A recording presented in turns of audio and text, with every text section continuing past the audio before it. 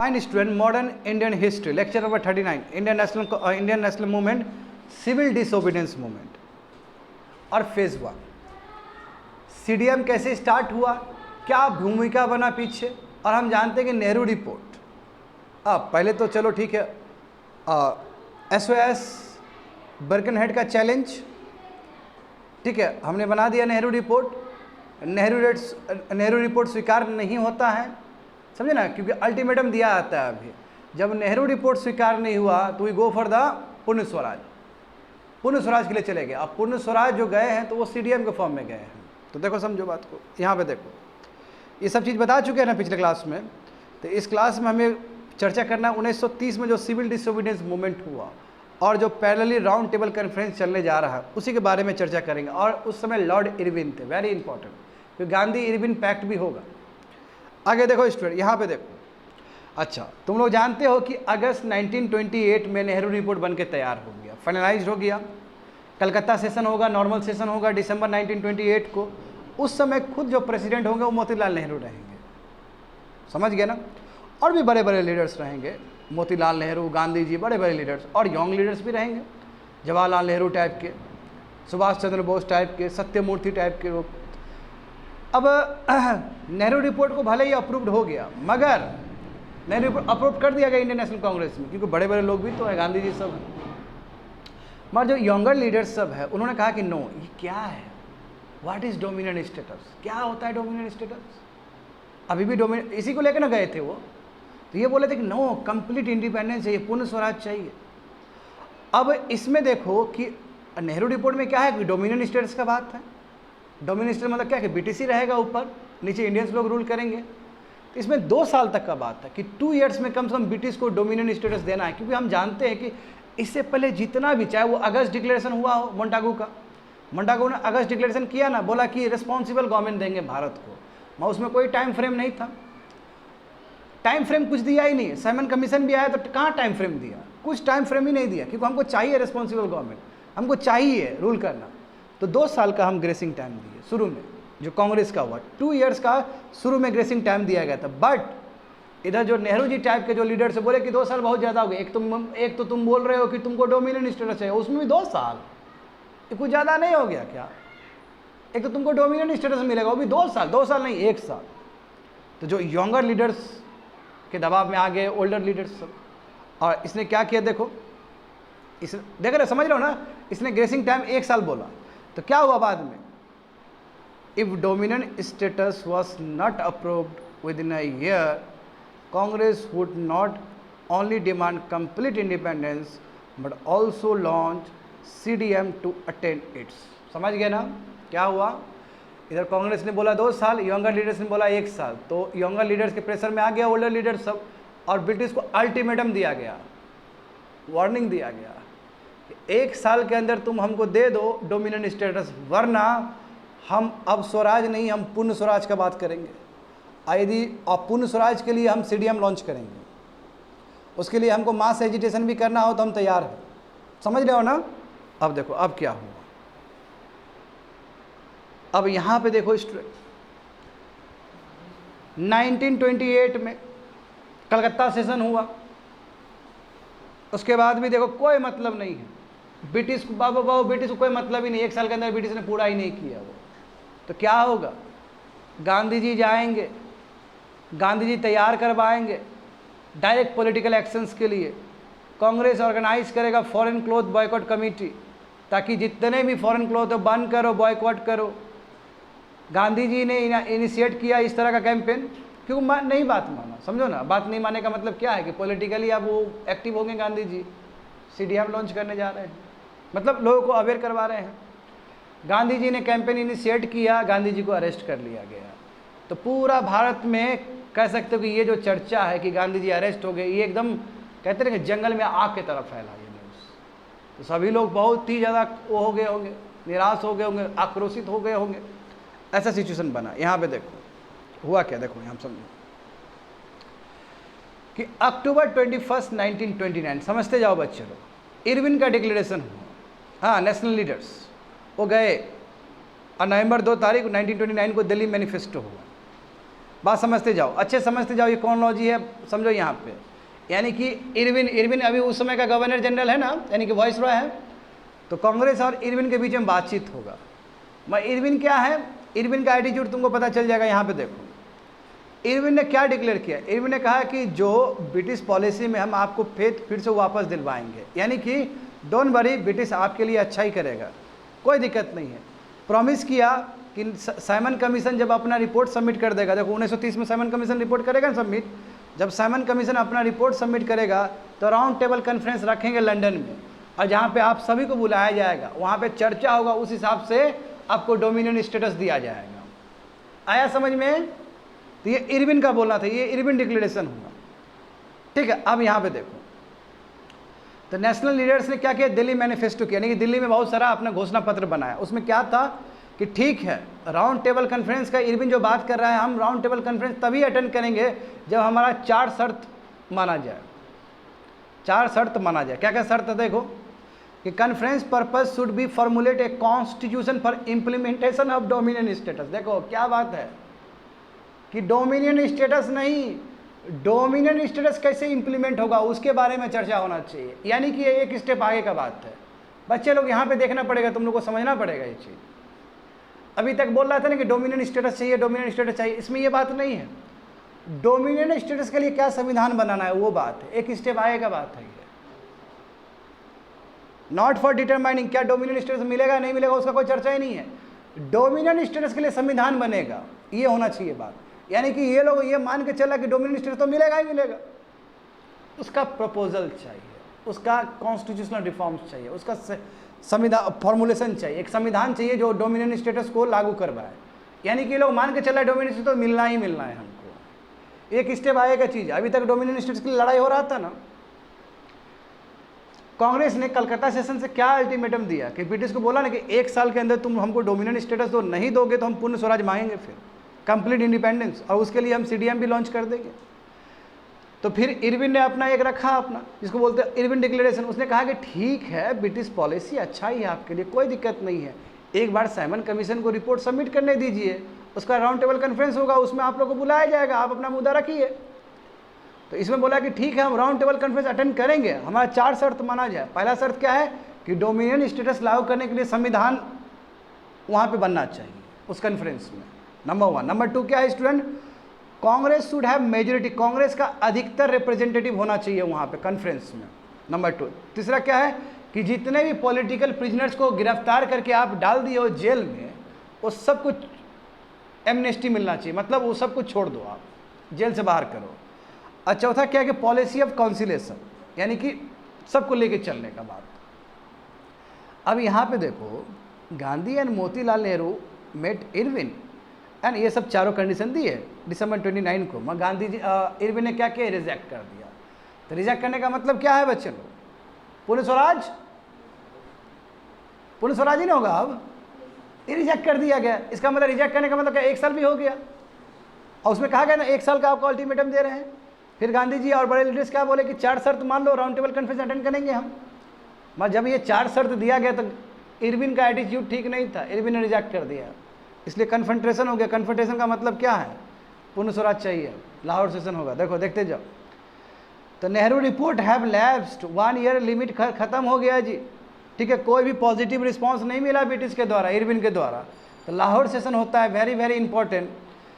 उसमें खुद जो प्रेसिडेंट है जवाहरलाल नेहरू है, बच्चे लोग बहुत इंपॉर्टेंट चीज़ है देखो यहाँ पर। अब सवाल ये है कि नेहरू जी कैसे प्रेसिडेंट बन गए। नेहरू जी तो बहुत ही यंग लीडर है, तो नेहरू जी यदि प्रेसिडेंट बने हैं तो उसमें पीछे जो रोल है वो गांधी जी का है। देखो इसमें क्या हुआ, 18 जो प्रोविंशियल असेंबली था उसमें 15 ने नेहरू के अगेंस्ट वोट किया कि नेहरू नहीं बनना चाहिए प्रेसिडेंट। मगर फिर भी गांधी जी तो गांधी जी है, गांधी जी ने फिर भी नेहरू जी को ही प्रेसिडेंट बनाया उस सेशन में। और यही चीज़ अभी बीजेपी वाला लोग बोलता है,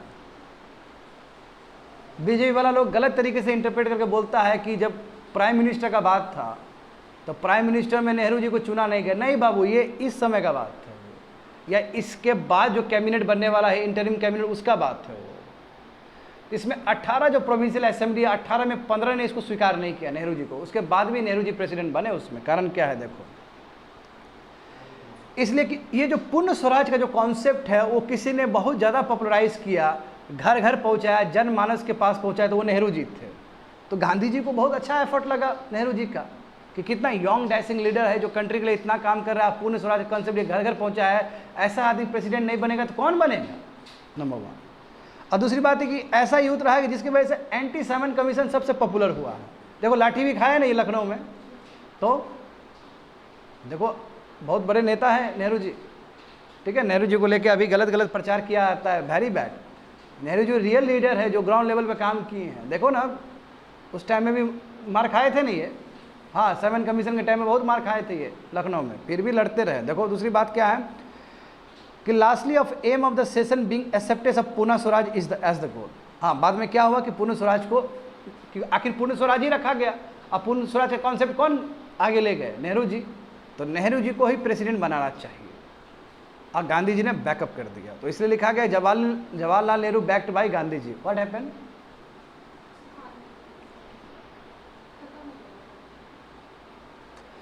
देखो majority decision taken, go and bring,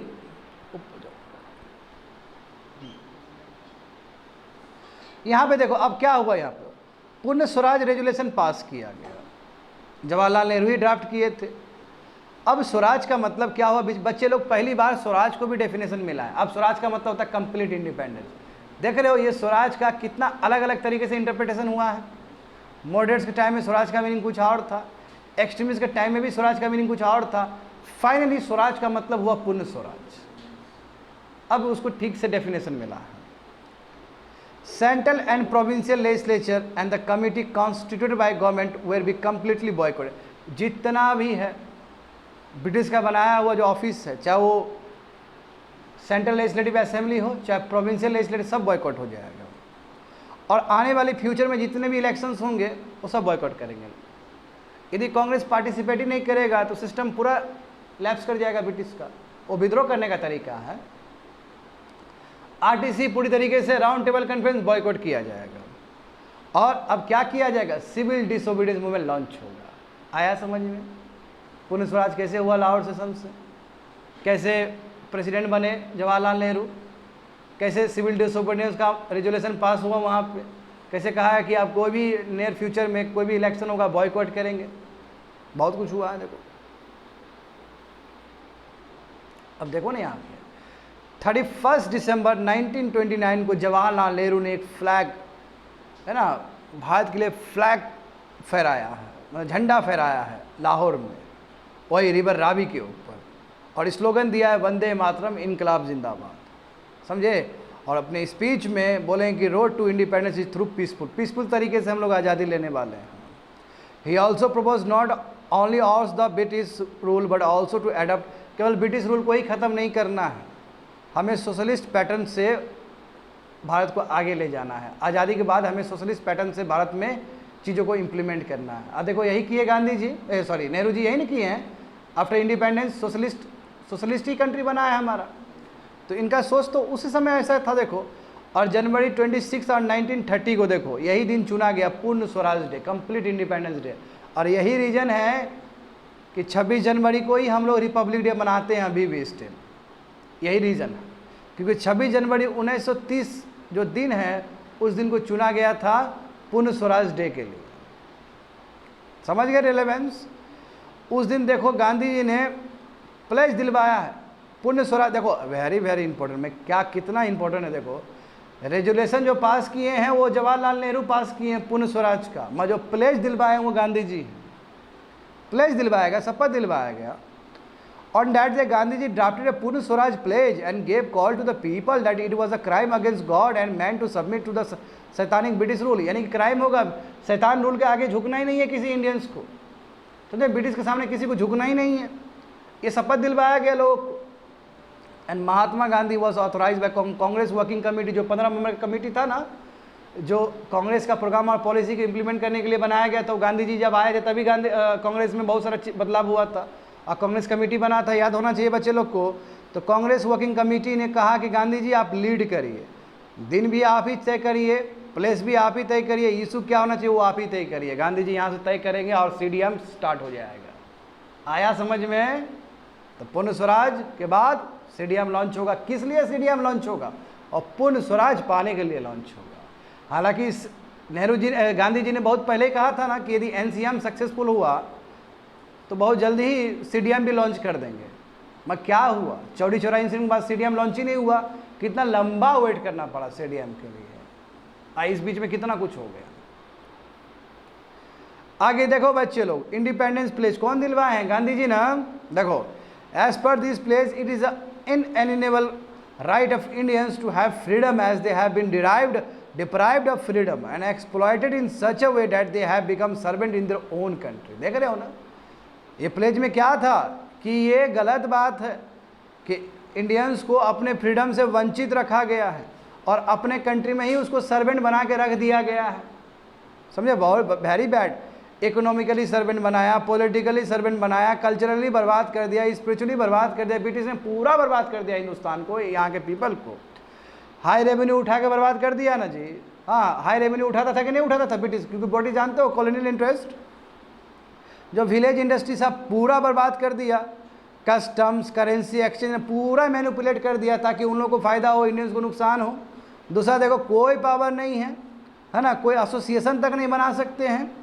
administrative talent किल कर दिया। हमारे इंडियन एडमिनिस्ट्रेटिव सर्विस का कितने लोग जा रहे थे उसमें?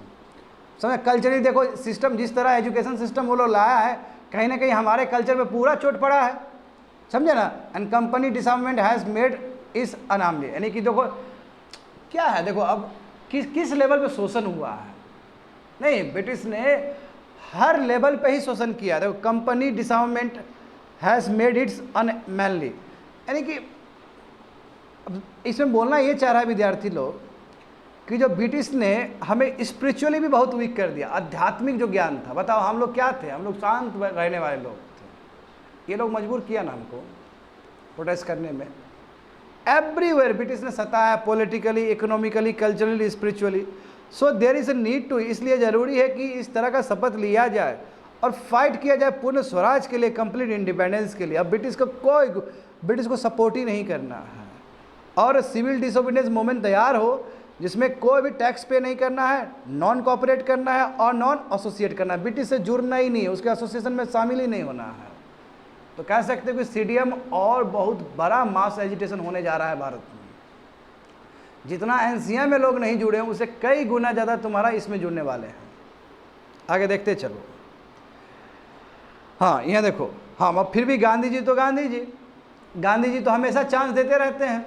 गांधी जी ने फिर एक बार चांस दिया, यानी कि मास मूवमेंट तैयार करने से पहले गांधी जी ने, देखो, Gandhi ji gave the government a chance on 31 January 1930 और गांधी जी वहाँ पे अपना 11 पॉइंट दिए। जिन्ना ने 14 पॉइंट दिया था ना, याद है? तो उसी तरह गांधी जी ने भी 11 पॉइंट दिया इरविन को। अब बताओ, इरविन तो इरविन है, इरविन को मानना होता तो वो दिल्ली वाला भी मान लेता, वो दिल्ली मैनिफेस्टो। हाँ, दिल्ली प्रपोजल है मुस्लिम लीग का, दिल्ली मैनिफेस्टो क्या है?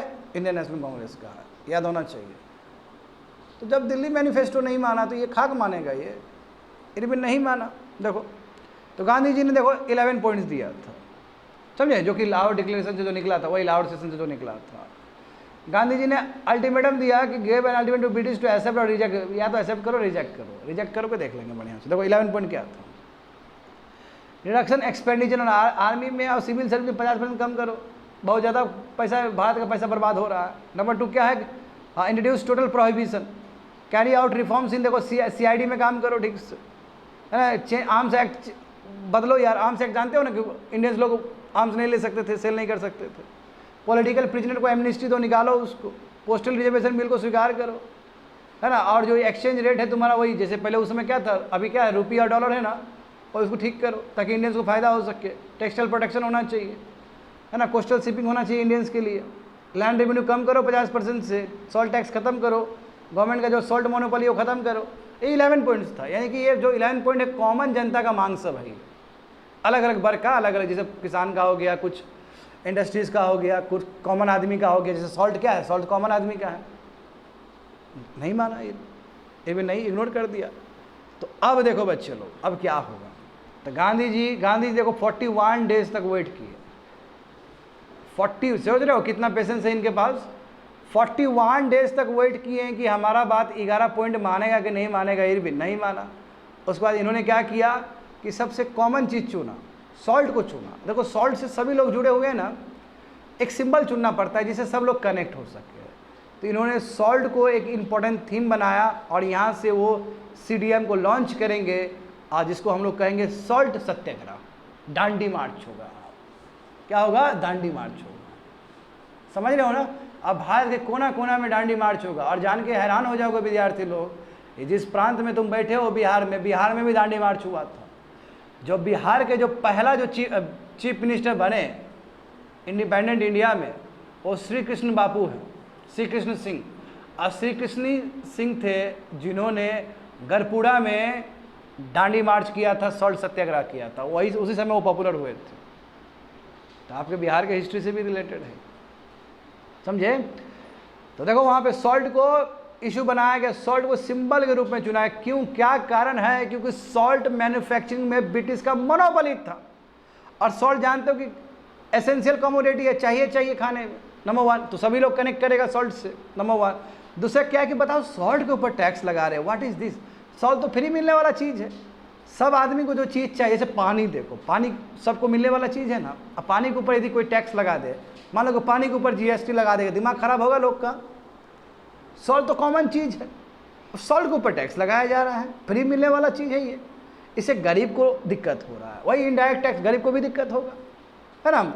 Salt offered a very small, देखो सही बात है ना, salt offered a very small but psychologically impact income like khadi through self help.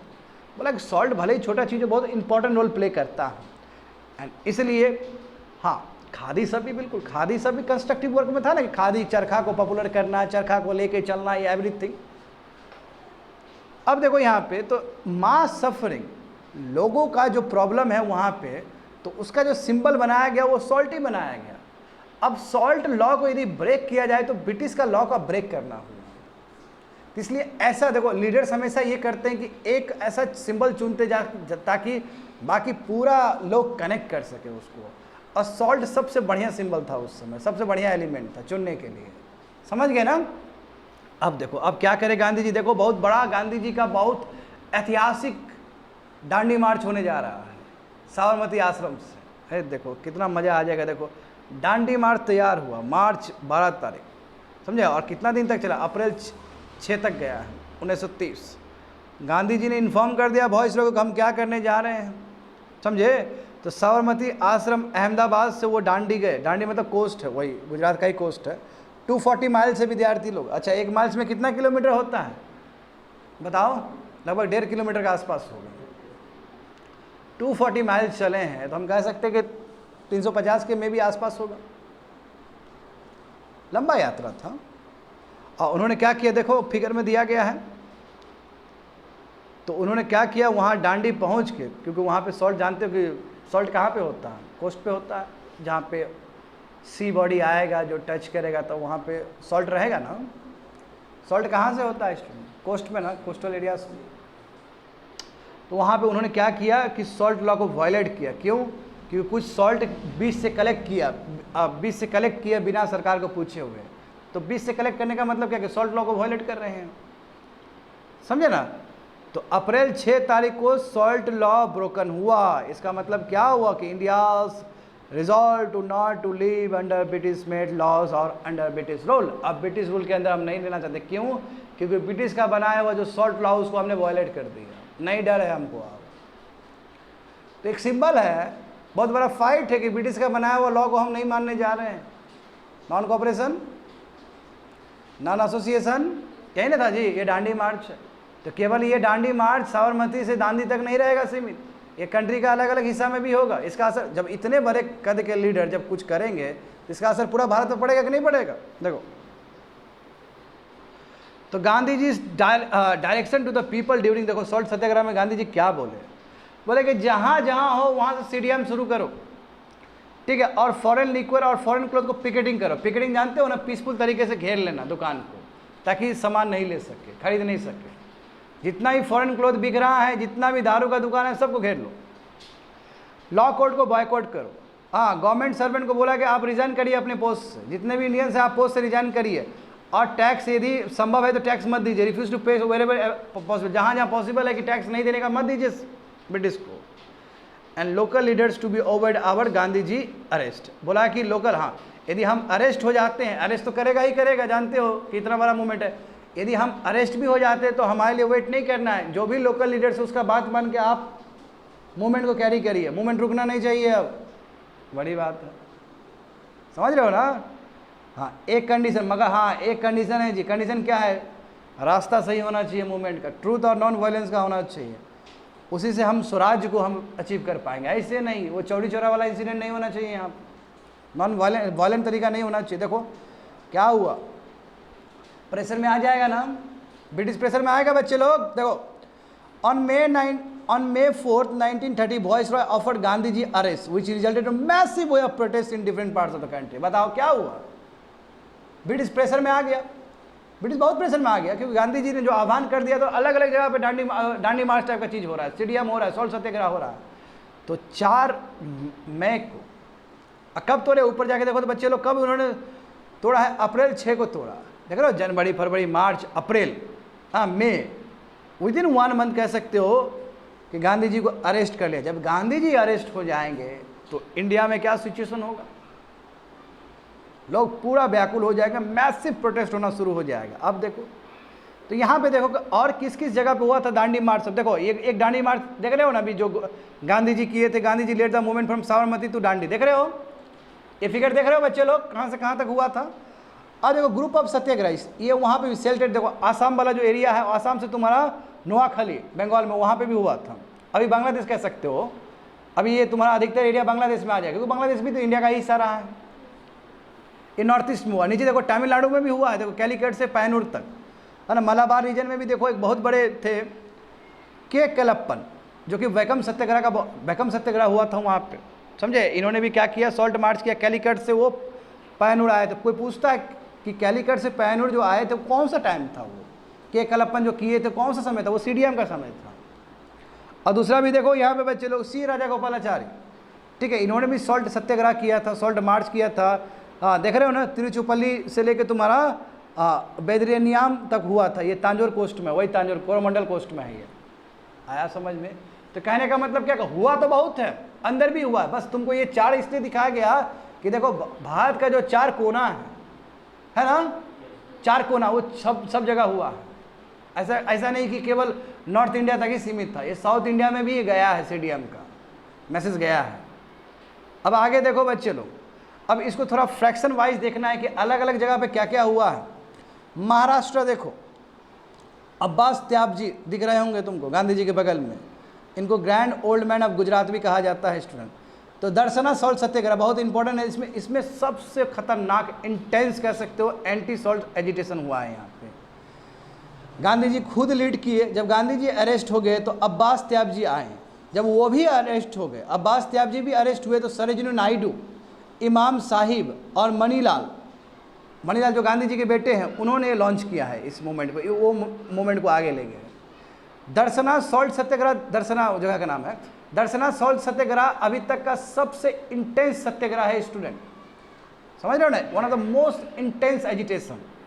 अब देखो इसके बारे में क्या लिखते हैं, देखो समझो बच्चे लोग, ये इतना सुंदर कह सकते हो एग्जाम्पल है वर्ल्ड के लिए। देखो जो सत्याग्रही लोग हैं, जो सत्याग्रह कर रहे हैं, वो एक लंबा लाइन में लगे हैं।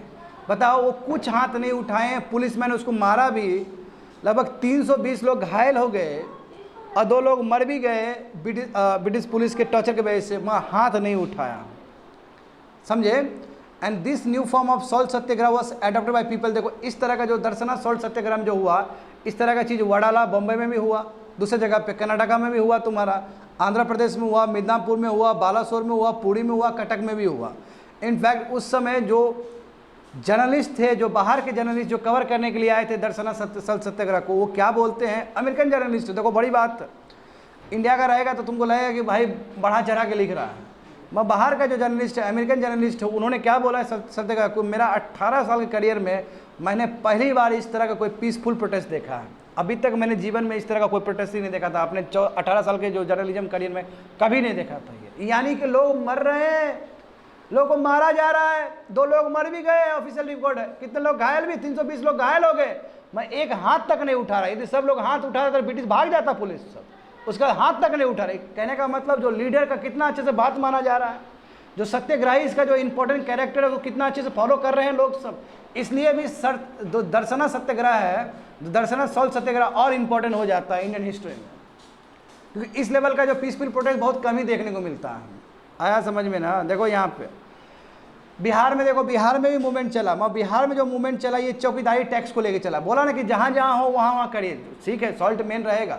आपका दूसरा भी मुद्दा है तो उस मुद्दा पे भी आप सीडीएम स्टार्ट कर सकते हो। देखो तो यहाँ पे देखो, एक तो सॉल्ट बनता नहीं था। यहाँ पे पीजन ने क्या किया, पीजन ने कहा कि नो, हम चौकीदारी टैक्स नहीं देंगे, हम चौकीदारी टैक्स नहीं देंगे। अब चौकीदार कौन था? वही गार्ड लोग थे जो क्या करते थे, वही स्मॉल पुलिस। अभी गार्ड लोग प्रोटेक्ट करते हैं ना, तो उसको पैसा देते हो ना, तो गार्ड लोग क्या है, वही पुलिसिंग करता था, पावर देता था। मगर ये गार्ड लोग इतना बदमाश था, ये स्पाई का काम करता था। एक तो टैक्स भी लिया पब्लिक से और पब्लिक के बारे में बुराई भी बोल दिया सरकार को। जैसे लोगों को पता चलेगा क्यों चौकीदारी टैक्स देंगे भाई, हम तो टैक्स इसलिए देंगे ताकि तुम हमारा स्पाई कर सको। देखो वही चीज़ हुआ। चौकीदारी गार्ड्स थे जो स्मॉल पुलिस फोर्स प्रोवाइड करते थे एरिया में। अब बताओ, ये स्पाई बना हुआ था सरकार के लिए, गार्ड्स सब, चौकीदार सब। चौकीदारी tax collected from village to pay village guard को देने के लिए चौकीदारी टैक्स कलेक्ट किया जाता था। हाँ, in spite of the fact that they are paid from the revenue raise from the village, he used to spy against the villages. तो देखो उस समय जो बड़े बड़े लीडर्स थे, राजेंद्र प्रसाद, अब्दुल बड़ी, इन्होंने मूवमेंट को लॉन्च किया है। तो भारत में देखो बिहार में जो सीडीएम जो हुआ है वो अगेंस्ट द चौकीदारी टैक्स हुआ है। हालांकि सॉल्ट सत्याग्रह भी हुआ था, मैंने कहा है, श्री कृष्ण बाबू ने किया था यहाँ पे। मैं बिहार में जो सबसे बड़ा जो मूवमेंट हुआ सीडीएम में वो चौकीदारी टैक्स के अगेंस्ट हुआ था। बात समझ में आ गया? चौकीदारी टैक्स में क्या प्रॉब्लम था कि बोला चौकीदारी टैक्स नहीं देंगे यार, हम जो चौकीदारी टैक्स तुमको दे रहे हैं, तुम उल्टा स्पाई बन के काम कर रहे हो यार, हमको दबा रहे हो तुम। समझ गए ना? यहाँ पेशावर में देखो, पेशावर पाकिस्तान, खान अब्दुल गफर खान, याद कर लेना बच्चे लोग, इनको फ्रंटियर गांधी भी कहा था। बहुत ही अच्छा एसोसिएशन था गांधी जी के साथ, गांधी जी के बहुत बड़े भक्त थे ये, ठीक है। इनको फ्रंटियर गांधी भी कहा था। और ये तुम्हारा एक मूवमेंट चला रहे थे, पख्तून के एडिटर है, लिखते भी थे, इनका पेपर आता था न्यूज़पेपर, उसका नाम था पख्तून, ठीक है। इनके वॉलंटियर्स थे, वॉलंटियर मतलब काम करने वाले लोग थे, जिसको बोलते खुदा एक खिदमत गार्ड्स, सर्वेंट्स ऑफ गॉड, ठीक है, जो रेड शर्ट पहनते थे, लाल शर्ट, ताकि यूनिफॉर्म रहे, मेंटेन रहे। सब इंडिपेंडेंस के लिए काम कर रहे थे, सब एजिटेशन के लिए काम कर रहे थे। Agitation was so popular that soldier refuse to open fire on peaceful agitation. आप देखो ये बहुत बड़ी बात है, ये बहुत बड़ा घटना है। पेशावर में क्या हुआ बच्चे लोग कि सोल्जर लोग को ब्रिटिश ने भेज दिया। सोल्जर, शेख हसीना से तुम लोग रिलेट कर सकते हो। शेख हसीना ने ऑर्डर किया था ना आर्मी को कि लगा दो, गोली मार दो, बस आर्मी ने मना कर दिया ना। जैसे आर्मी ने मना कर दिया, शेख हसीना को छोड़ना पड़ा वो जगह, बाकी इंडिया में शरण लेना पड़ा। बिल्कुल यहाँ पे क्या हुआ, आर्मी को भेज दिया गया। अब बताओ, आर्मी बंदूक तान के बैठा हुआ है मारने के लिए, मैं आर्मी गोली नहीं चला पाया। देखो आर्मी तब ने गोली चलाएगा जब कोई विद्रोह कर रहा हो, कोई दंगा फसाद कर रहा हो, बेचारा लोग बैठा हुआ है ऐसे पीसफुल तरीके से।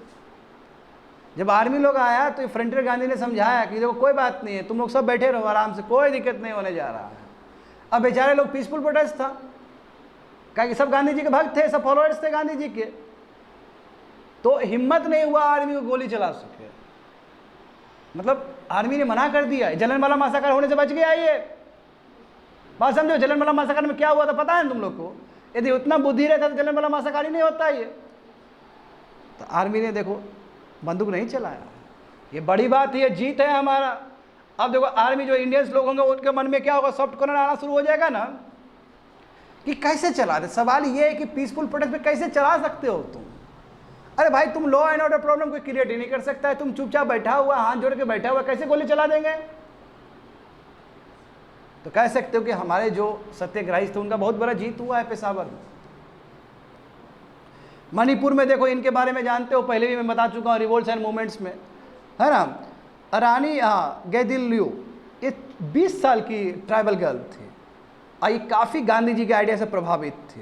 इन्होंने भी कहा कि टैक्स पे करने की जरूरत नहीं है ब्रिटिश को लेकर, और ये भी सीडीएम के साथ कहीं ना कहीं जुड़ी है। 1932 को उनको अरेस्ट कर लिया गया और तब से लेके जेल में थी। जब भारत आज़ाद हुआ तब फिर उसको बाहर निकाला गया। बट इनका इतना कम उम्र में इतना कंट्रीब्यूशन देख के जवाहरलाल नेहरू ने इनको क्या किया था, रानी का टाइटल दिया था। बात समझे? ये मणिपुर से थी बच्चे लोग, नॉर्थ ईस्ट से, मणिपुर से। यहाँ पे देखो तो सबसे बड़ी बात ये है कि ये जो मूवमेंट हुआ है थोड़ा यूनिक है। एक तो देखो फ्लैग एजिटेशन बहुत हुआ, student agitation, business class, working class, नीचे देखोगे अलग अलग स्टेट सब है। तो पहले देखते हैं यहाँ पे कि लोग जो शामिल हुए हैं किस तरह। फ्लैग एजिटेशन देखो, जैसे आंध्र प्रदेश का वो जगह है चिराला पिराला, ठीक है, यहाँ पे फ्लैग एजिटेशन हुआ है। नरसिया किए थे, नरसिया किए थे, नरसिया लीडर का नाम है, उसको बहुत मारा गया, मगर बेचारे बताओ अनकॉन्शियस हो गए, फिर भी झंडा नहीं छोड़े, हाथ में ही झंडा था उनका, समझे ना, अनकॉन्शियस हो गए फिर भी झंडा को नहीं छोड़े, हाथ में झंडा रखे हैं। ट्रू पैट्रियट, ट्रू देशभक्त नंबर 1। दूसरी बात देखो कैलीकट में भी हुआ था, पी कृष्णा पिल्लाई ने किया था। सूरत में तो हद ही हो गया बच्चा लोग जो है किड्स लोग है वो यूनिक स्टाइल से, बताओ भाई बच्चे लोग प्रोटेस्ट कर रहा है, जब पुलिस ने उसका झंडा छीन लिया बच्चे लोग से तो झंडा पहन के दौड़ गया वो बच्चा लोग, और बच्चे लोग पकड़ते रहो बैठ के। जब बच्चे लोग झंडा तिरंगा को बांध के, हालांकि उस समय झंडा कुछ और था, दूसरा झंडा था, और तिरंगा को बांध करके शर्ट बना के वो दौड़ गए। तो सोच सकते हो कि किड्स का भी, चिल्ड्रन का भी अपना योगदान है सूरत में। स्टूडेंट देखो, स्टूडेंट तो स्टूडेंट है, स्टूडेंट देखो चाहे वो स्वदेशी मूवमेंट हो चाहे एनसीएम हो, विद्यार्थी ने बहुत ज़्यादा पार्टिसिपेट किया है मास मूवमेंट को। देखो कुनंगन सर्कुलर जारी किया गया था, कुनंगन मतलब कुनंगन एक ऑफिसर का नाम है, उसने एक सर्कुलर जारी किया। सर्कुलर मतलब क्या है, आदेश जारी किया। उसमें कहा गया कि विद्यार्थी लोग को गलती से भी पार्टिसिपेशन नहीं करना है नेशनल एक्टिविटीज़ में, और ये चीज़ पेरेंट्स हमको लिखित में दे कि कोई भी पार्टिसिपेट नहीं करेगा। उसके बाद भी देखो किया है पार्टिसिपेट। ये सर्कुलर क्या था कि पूरी तरीके से बैन करने के बाद था कि एंटी ब्रिटिश का कोई भी मूवमेंट हो उसमें पार्टिसिपेट नहीं करे, कोई भी स्वदेशी मूवमेंट हो तो उसमें विद्यार्थी पार्टिसिपेट नहीं करे, मगर फिर भी विद्यार्थी लोग पार्टिसिपेट किया, वो सोल्जर से सोल्जर मिला के काम किया। बिजनेस क्लास देखो, हाँ फर्स्ट टाइम बिजनेस, देखो शुरू में ना बिजनेस क्लास ने सपोर्ट किया। अब देखो क्या हुआ बच्चे लोग, यदि सीडीएम लंबा चलना शुरू हो जाएगा तो बिजनेस भी तो ठप हो जाएगा, वर्कर सब चले जाएंगे स्ट्राइक पे। तो शुरुआत में कर दिया, मगर बाद में फिर विड्रॉ कर लिया बिजनेस क्लास सब, देखो वही इंडस्ट्रीज सब। तो फर्स्ट टाइम बिजनेस क्लास ने एक्सटेंड किया, सपोर्ट किया नेशनलिस्ट लीडर्स को। देखो समझते जाओ। टेक्सटाइल जो मिल ओनर है उसने कहा कि हम फॉरेन यान नहीं चलाएंगे, फॉरेन बाहर का कपड़ा वाला वो नहीं चलाएंगे। यान समझते हो ना, यान के बाद फैब्रिक बनता है, वो इंटरमीडिएट तुम्हारा स्टेज है क्लॉथ बनने का। हाँ सही बात है ना, फाइबर से बनता है तुम्हारा यान, यान से फिर बनेगा तुम्हारा फैब्रिक, अब फैब्रिक का मतलब वो गारमेंट सब बन गया। तो बोला कि फॉरेन यान नहीं चलाएंगे, बड़ी बात है। दूसरी बात ये भी बोला कि हम खादी भी नहीं बनाएंगे, क्योंकि खादी क्या है, खादी बनाने वाला वो है नेशनलिस्ट लोग है, वो बनाए। इस लेवल का कॉपरेशन बोला कि हम फॉरेन यान भी नहीं लेंगे और खादी भी नहीं बनाएंगे। खादी इसलिए नहीं बनाएंगे ताकि वो लोग बना सके, इंडियंस लोग बना सके, नेशनलिस्ट लोग बना सके। देखो बड़ी बात है, they even stop manufacturing khadi as it was manufactured by the agitators, nationalist लोग कर रहे थे। तो इस लेवल का सहयोग समझते हो, कैपिटलिस्ट क्लास भी किस लेवल पर सहयोग दे रहा है। वर्किंग क्लास देखो, स्ट्राइक, लॉकआउट, तालाबंदी, इंटेंस एजिटेशन। बताओ सोलापुर जो महाराष्ट्र में इतना भयानक एजिटेशन हुआ कि 7 मई से लेकर 16 मई तक पूरा सोलापुर ना लोग घेर लिया, वहाँ पैरेलल गवर्नमेंट बन गया, यानी कि ब्रिटिश का जो कंट्रोल था उस जगह पे वो ख़त्म हो गया कुछ दिन के लिए। वहाँ पे पैरेलल गवर्नमेंट बन गया, स्टूडेंट लेबर, बताओ लेबर गवर्नमेंट रूल कर रहा है, यानी कि वो एरिया ले लिया, ऑक्युपाई कर लिया। देखो क्या हुआ म्यांमार में, म्यांमार पता है ना तुमको, तत्मादाव है ना, उसमें 3 बदर अलायंस हुआ और भी बहुत सारा यूनिटी गवर्नमेंट, उसने बहुत सारा एरिया ऑक्युपाई कर लिया ना, तत्मादाव कुछ नहीं कर पाया, वहाँ का मिलिट्री कुछ नहीं कर पाया। वही सेम चीज़ हुआ सोलापुर में, जो लेबर इतना भयानक प्रोटेस्ट हुआ है कि लेबर ने कुछ 1 हफ्ता तक उस जगह को रूल करना शुरू कर दिया, पैरेलल गवर्नमेंट। हाँ बाद में अलग बात है कि ब्रिटिश ने फिर ले लिया और दूसरा विषय है, मगर ये बड़ी बात है ना। तो कोई पूछता है तुम लोग से कि ऐसा कब हुआ कि किसी प्रोटेस्ट में, किसी मास एजिटेशन में कि कोई जगह को रूल किया हो इंडियंस ने खुद, वो सोलापुर है, वो सीडीएम का टाइम है। आगे देखो विद्यार्थी लोग अलग अलग जगह पे देखो, ओडिशा देखो, ओडिशा में भी देखो गोपाल बंधु चौधरी हैं जिन्होंने सॉल्ट सत्याग्रह किया था बालासोर, कटक और पुरी में। सेंट्रल इंडिया महाराष्ट्र में देखो मूवमेंट लॉन्च किया गया था फॉरेस्ट एक्ट को लेकर, क्योंकि मुद्दा दूसरा भी हो सकता है, जहाँ पे देखो फॉरेस्ट डॉलर्स को जाने नहीं देता था। अब बताओ ट्राइबल लोग तो जाएगा ही जाएगा, उसके लिए फॉरेस्ट एरिया सबसे इंपॉर्टेंट है, तो उस चीज़ को लेकर हुआ था। यूनाइटेड प्रोविंस जो कह सकते हो, अभी यूपी का हिस्सा कह सकते हो, उसमें क्या था, नो रेंट कैंपेन। ठीक है, जमींदार वाला एरियाज में हम नहीं देंगे रेंट, नो रेवेन्यू, महलबाड़ी एरियाज में रेवेन्यू नहीं देंगे, क्योंकि गांधी जी ने कहा था ना कि जहाँ जहाँ संभव हो वहाँ टैक्स देने की जरूरत नहीं है आपको। आंध्र प्रदेश में देखो वही सॉल्ट मार्च हुआ था, नंबर ऑफ शिविराम्स, वही जो मिलिट्री स्टाइल कैंप सब वहाँ फॉर्म्ड हुआ, वहाँ पे सॉल्ट देखो सत्याग्रह का हेडक्वार्टर सब बना है। तो हम कह सकते हैं कि केवल ये नॉर्थ इंडिया तक सीमित नहीं था, बहुत सारा जगह पे इसका हेडक्वार्टर, बहुत सारा जगह पे प्लान ऑफ एक्शन किया गया है। अब देखो मोबिलाइजेशन किस फॉर्म में हुआ, लैंप देखो, मैजिक लैंटर्न, प्रभात फेरीज यानी कि सुबह सुबह मॉर्निंग वॉक में जा रहा है, बानर सेनास, मंजरी सेनास, पत्रिकास, न्यूज सीट्स, नए नए तरीके से, नए नए पेपर से, नए नए तरीके से ऑर्गेनाइजेशन बना के लोगों को मोबिलाइज किया जा रहा है स्टेडियम के बारे में। इसका इम्पैक्ट क्या हुआ, देखो इम्पैक्ट इतना गंदा हुआ, विद्यार्थी लोग, जो फॉरेन क्लोथ जो भारत में इतना बड़ा मार्केट था वो फेल हो गया, ख़त्म हो गया, वो फॉरेन क्लोथ आना बंद हो गया, है ना, अदर आइटम बहुत आना बंद हो गया, गवर्नमेंट को बहुत ज़्यादा नुकसान हुआ लिक्विड से, क्यों जानते हो कि लिक्विड और फॉरेन क्लोथ को पिकेटिंग कर लिया गया ना, तो दारू से जो पैसा मिल रहा था, लैंड रेवेन्यू जो पैसा मिल रहा बहुत घट गया, क्योंकि लोग बोला कि हम टैक्स नहीं देंगे, और लेजिस्लेटिव असेंबली का जो इलेक्शन होने वाला था उसको बॉयकॉट कर दिया ना। तो ब्रिटिश देखो बच्चे लोग हरकत में आ जाएगा, ब्रिटिश को समझ में आ गया होगा कि हम क्या किए हैं। यदि गांधी जी का बात मान लेते तो इतना कुछ होता ही नहीं है, ब्रिटिश का इकोनॉमी क्रिपल्ड हो जाएगा, टूट जाएगा, खत्म हो जाएगा ये। अब देखो यहाँ पे क्या हुआ, मूवमेंट देखो, चूँकि जानते हो कि बिल्कुल वुमेन ने मूवमेंट स्टूडेंट ने किया, मुस्लिम ने भी किया, मुस्लिम वैसा नहीं किया जितना तुम्हारा उसमें एनसीएम में किया था। एनसीएम में तुम्हारा खिलाफत इशू भी था, सही बात है। देखो यहाँ पे महिला, देखो महिला तो लीड की है, गांधी जी का हर बात को मानी है, ठीक है। देखो लिक्विड शॉप को पिकेटिंग करना, ओपीएम डेंस को पिकेटिंग करना, फॉरेन क्लोथ को पिकेटिंग करने में महिलाएं सबसे बड़ा रोल प्ले की। विद्यार्थी देखो, विद्यार्थी भले ही वो क्यूनिमम सर्कुलर आया था, उसको कोई मतलब नहीं है, विद्यार्थी लोग भी घेर रहा है दुकान सबको। मुस्लिम लोग देखो, देख रहे हो स्टूडेंट, मुस्लिम का पार्टिसिपेशन कम था as compare to non cooperation movement, समझे, वही बात है, क्योंकि वही ब्रिटिश का डिवाइड एंड रूल पॉलिसी। हाँ, और फिर भी नॉर्थ वेस्ट फ्रंटियर प्रोविंस में हमने देखा ना, खुदाई खिदमतगार फ्रंटियर गांधी उसने किया बहुत पीसफुल। हाँ, मिडिल क्लास मुस्लिम ने किया था, ढाका में भी अपर क्लास वुमेन एक्टिव थे वहाँ पे। अब बिहार, दिल्ली, लखनऊ में देखोगे मुस्लिम का वो वीविंग कम्युनिटी ने स्पेशली किया है। वीविंग कम्युनिटी समझते हो ना, हाँ, क्लॉथ बनाने वाला कम्युनिटी, वेरी गुड।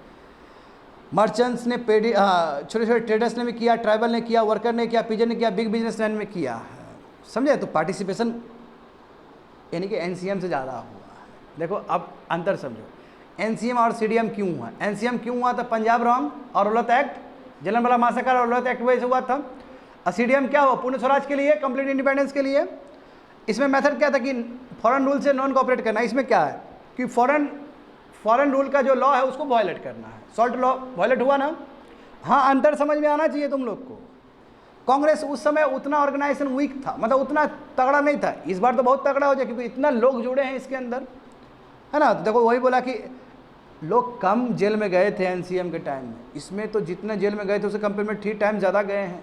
मुस्लिम पार्टिसिपेशन एनसीएम में ज़्यादा था, बट इसमें कम था, वो भी हम जानते हैं, क्योंकि पार्टिसिपेशन यदि मुसलमान का हुआ है तो बहुत कम हुआ है, अलग अलग जगह पे हुआ है, समझे ना। मुस्लिम पार्टिसिपेशन हाई था, बस इसमें नहीं था। देखो इसमें क्या, मैसिव पार्टिसिपेशन पीजेंट्स का, बिजनेस क्लास का हुआ है। Low labour arbitrage coincide with this movement, decline in protest for intelligentsia such as, हाँ देखो इंटेलिजेंसिया ने पार्टिसिपेट नहीं किया। Lawyers giving off practice, student giving off government school and joining national schools. हाँ, इसका मतलब क्या है, डिक्लाइन इन प्रोटेस्ट फ्रॉम, इसका मतलब इंटेलिजेंसिया ने उतना प्रोटेस्ट को शामिल नहीं किया, मतलब ज्वाइन नहीं किया जितना करना चाहिए था उसको। बात वही है, फिर से वापस चले जाएंगे फिर, बस जो भी हो। एनसीएम से कई गुना बड़ा मूवमेंट था ये, समझे, कई गुना बड़ा मूवमेंट था, यहाँ आप समझो। तो फर्स्ट फेज जो हम लोग पढ़ रहे हैं ये पहला फेज का बात है। अब देखो गांधी जी को, देखो आप गांधी जी को कैसे छोड़ेगा ये लोग। तो CDM was response to politico administrative and socio economic condition prevailing in India. यानी कि सीडीएम क्यों हुआ कि जो परिस्थिति भारत में बना था उसी का विद्रोह करने के लिए। इकोनॉमिकली वीकर है, स्पिरिचुअली शोषण किया गया, इस सभी चीज़ को लेकर। तो क्या क्या फैक्टर्स था देखो, एक तो देखो नेशनल अवेकनिंग, जिसकी वजह से मासेस जग चुका था, लोगों में गुस्सा था, नंबर 1। एक तो नेशनल सेंटिमेंट्स हट हुआ ना, साइमन कमीशन आया, बताओ 7 गोड़े लोग थे, इंडियंस कोई भी नहीं था। दूसरा देखो नेहरू रिपोर्ट बना, नेहरू रिपोर्ट भी स्वीकार नहीं किया गया, समझो क्रोनोलॉजी समझो, नेहरू रिपोर्ट स्वीकार नहीं किया गया। फिर गांधी जी अल्टीमेटम दिए, है ना, दिए थे ना 2 साल, फिर 1 साल कर दिया गया था, उसके बाद भी नहीं हुआ, तो फिर 11 पॉइंट दिए, वो भी नहीं हुआ। गांधी जी वही बोले 11 पॉइंट दिए, कोई बात नहीं है। आफ्टर एनसीएम इस तरह का जो तुमको एनसीएम के बाद जो सबसे बड़ा जो विद्रोह दिखा गया वो तुम्हारा सीडीएम में ही दिखा। यहाँ पे लोग बहुत पार्टिसिपेट किया, और गांधी जी का जो एफिशिएंसी है, गांधी जी का जो एफिकेसी है मेथड में, वो लोगों को अच्छा लगा। तो CDM was launched by Congress under the leadership of Gandhi ji on 12 March 1930। एक समरी है बच्चे लोग, जितना पढ़ाए हैं वो सब का समरी है कि फाइनली लॉन्च किया गया। आप जानते हो कि गांधी जी को अरेस्ट कर लिया गया ना, गांधी जी डांडी मार्च किए यहाँ पे, गांधी जी को अरेस्ट कर लिया गया। जब देखा जाए कि इतना कुछ हो रहा है तो फिर गांधी जी को रिलीज़ भी किया जाएगा, जो कि हम लोग नेक्स्ट मॉड्यूल में पढ़ने जा रहे हैं। कंप्लीटेड।